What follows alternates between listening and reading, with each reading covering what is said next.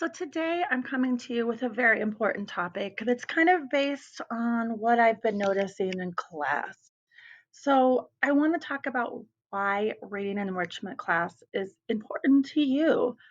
I want to talk to you because what I've been noticing in class is people not doing the work, people leaving class early, people coming to class late, people having games and tabs and Netflix and other things open on their computers that show that they are not engaging with the work.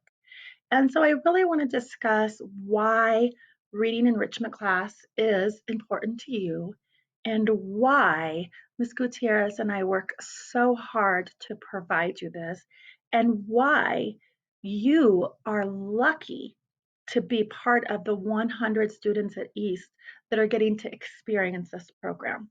So I want you to hang with me. At the end, you're going to get to do some responding. The first thing that I want to share with you is that 1 in 6 children who are not reading proficiently, proficiently means that at third grade you can read a third grade level reading text, fails to graduate from high school on time. 4 times the rate for children who are reading at a third grade reading level in third grade. That's huge. 1 in 6. Black and Hispanic children who are not reading proficiently in third grade, remember, that's reading at grade level, are about twice as likely as similar white children not to graduate from high school. Okay. Approximately 2/3, that's 2 out of 3, 2 out of 3, 8th and 12th grade students read less than proficient. Less than proficient. That means they're not reading where they need to be able to read by that grade level. Now I'm going to come back before I go to the next slide, and I'm going to talk about this slide right here because this slide like truly takes my heart because Black and Hispanic children talk about a lot of you, okay? A lot of you are considered Black or Hispanic, okay? And if you're not reading proficiently, which if you're in the program, it means you're not, at third grade, you're about twice as likely as similar white children not to graduate.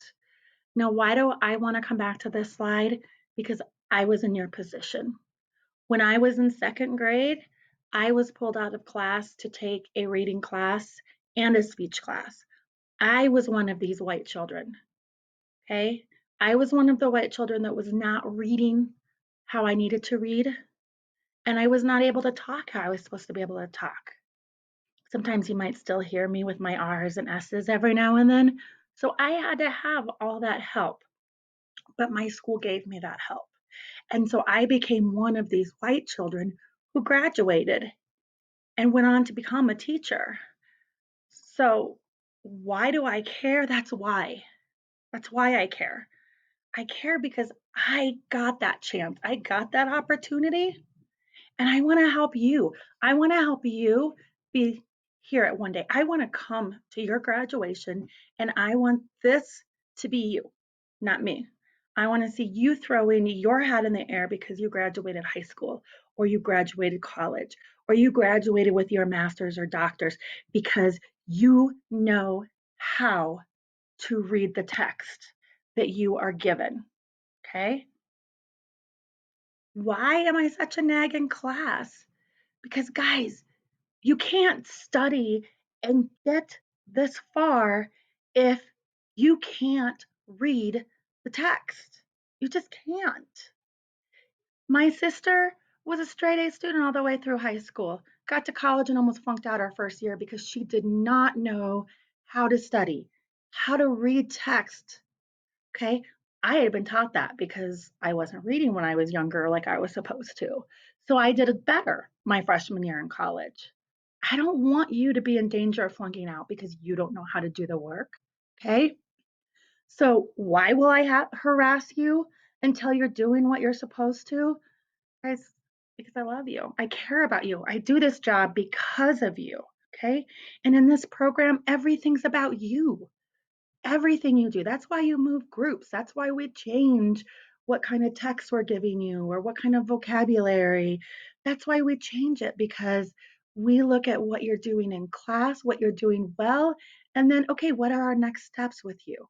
It's all about you. And if you're not doing what you're supposed to, it doesn't matter what Miss Gutierrez and I do. It matters none because if you're not doing the work, it's you're not going to grow. You're not going to get to where you need to. You have an opportunity this year to get to grade level. Okay. You have that opportunity. That's why you're in the program. Okay.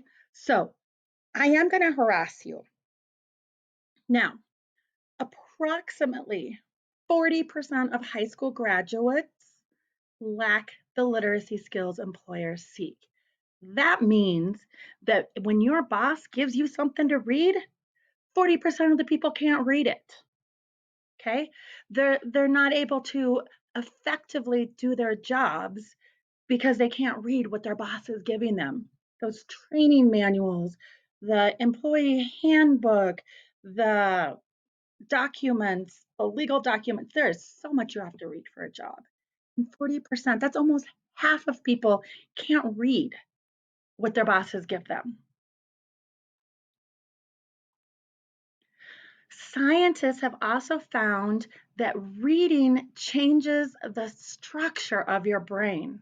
Like, this is super cool. There's like 4 parts of your brain that they can look at and tell how you're doing in reading.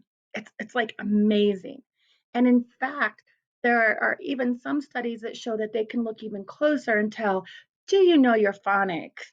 Are you good with vocabulary? Like, they can get so fine-tuned by looking at your brain because reading changes the structure of your brain.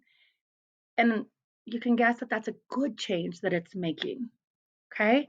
So just reading starts to change that brain because you're making additional connections and you're building that brain muscle. It's almost like working out. You have to read just as you have to work out to get muscles, you have to read to grow your brain muscle. Without reading, your brain muscle stagnant. The scientists also found that proficiency in word reading increased the thickness of parts of your brain, how thick your brain is. So you can imagine if you're working out that muscle, you've seen people that work out and they have these great big arm muscles. I don't have them because I don't work out my arms, I work out my brain. Okay. But you know those people that have those great big arm muscles? Imagine your head so big with brain that the brains are coming out of your head, that your head's falling over the side because your brain's so heavy. Okay, that's not going to happen. But your brain is growing. There's plenty of room in your skull for your brain to grow with that reading and to thicken. Okay. So, reading is going to thicken parts of your brain because it's building that muscle and those connections. And that thickness in brain actually makes you smarter. It gives you more knowledge and it's going to take you further in life. Now, I told you, what are we going to do? I don't want you to panic. I don't want you to be like, but Ms. Benson, how am I growing my brain? I got one good news for you.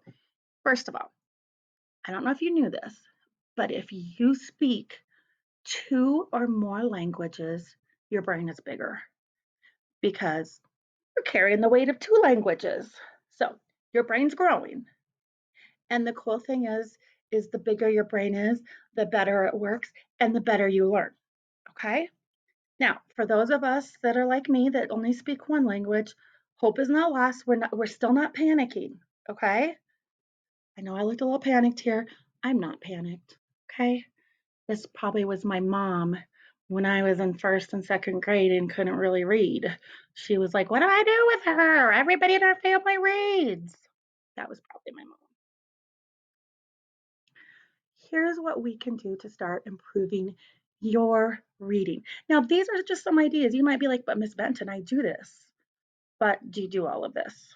or are there other things that you can do? So let's look at the suggested list. Okay, this is my suggestion. This is not an endless list. There are so many more things. The first is do your classwork. Do it. Like we give you time in class. Uh, hello. Turn off the games during class and stop making me have to turn them off on you. I've already blocked Netflix, but during the school day, come on.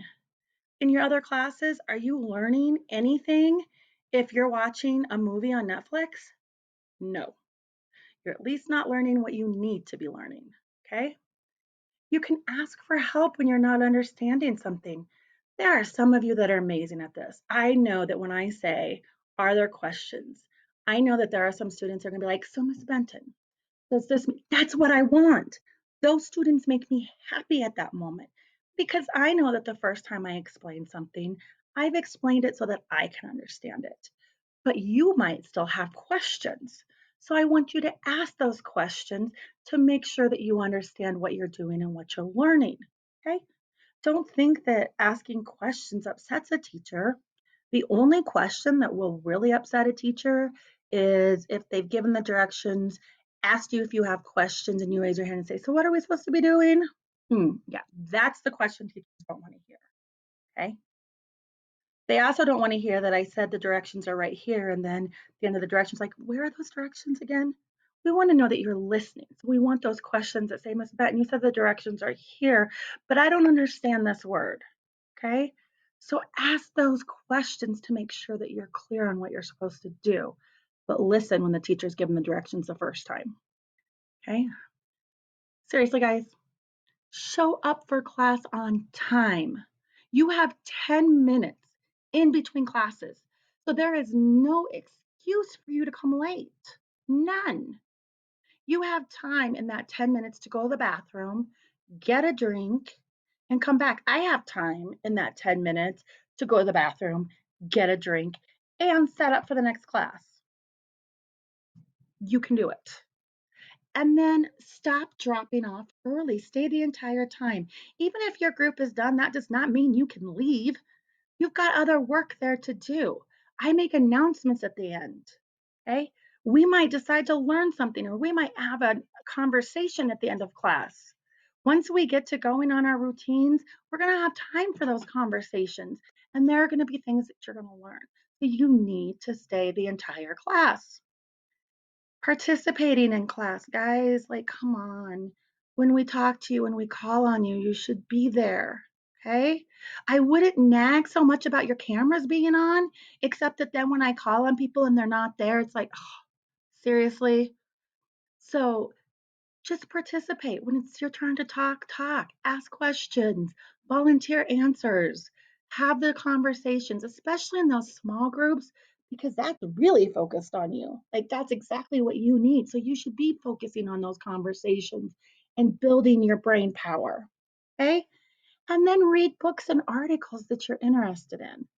Like you don't have to go. I don't assign you books because I want you to read what you're interested in. I sent you an article today about the elections and what's happening currently because it's not done. The voting counting is not done. So I sent you an article because some of you have showed a lot of interest in that. But I said it was your choice to read. You didn't have to read it, but if you were interested, then I gave you that article to read. So find things that you're interested in and read them. Okay. I'm even okay with comic books. I want you reading because reading builds that brain muscle.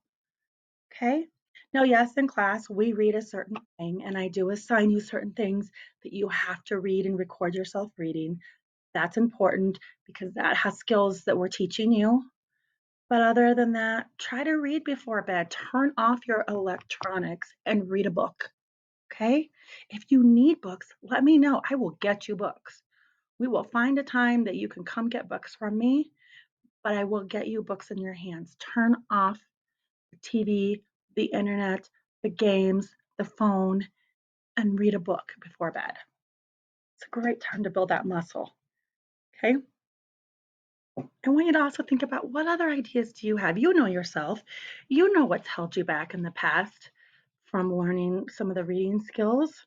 Because you're talking to your friend? Is it because you were playing?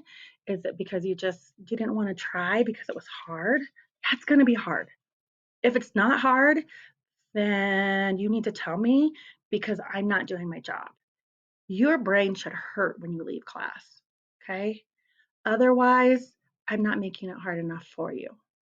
And that's every teacher. Your brain should hurt by the end of the day. So I want you to think about, are there other things that you need to do to improve your reading? And then what's going to work for you? Some of this may work for you. Some of your other ideas might be what works for you. Whatever it is, I want you to work on that. Okay. That's what you're working on. Okay. Now, your next job is the survey. The next question wants you to now reflect. I want you to reflect on what it is that you need to do to improve your reading. What have you been doing well at in reading enrichment class?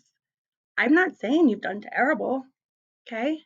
I'm saying for you, what are the things that you have done well? And then what are some things that you can do better? What are some ideas that you have? Put those down and then start putting them in place. And I'm going to look at those because I want to know what are some things that I can do to support you. So at this time, you're going to stop the video and you're going to go fill out that survey. Remember, when you're filling out the survey, I expect honesty. Okay, so this is the time to tell me, like, Miss Benton, class is really, really easy for me. I'm not challenged by anything. Okay, tell me that because then that means that I need to step up the work and the challenge that I'm giving you because like, with weightlifting, like if you're lifting something, like if I'm lifting this mug every day, eventually it's just going to be so easy and my muscles aren't going to grow anymore. Okay. Same thing with learning. If what I'm learning isn't challenging my brain's not growing. So turn off this recording, fill out the survey with honesty. It's not going to hurt our feelings at all. We want your honest feedback on what we can do better. And we also want you to look at yourself. What can you do better for yourself next week to work those brain muscles?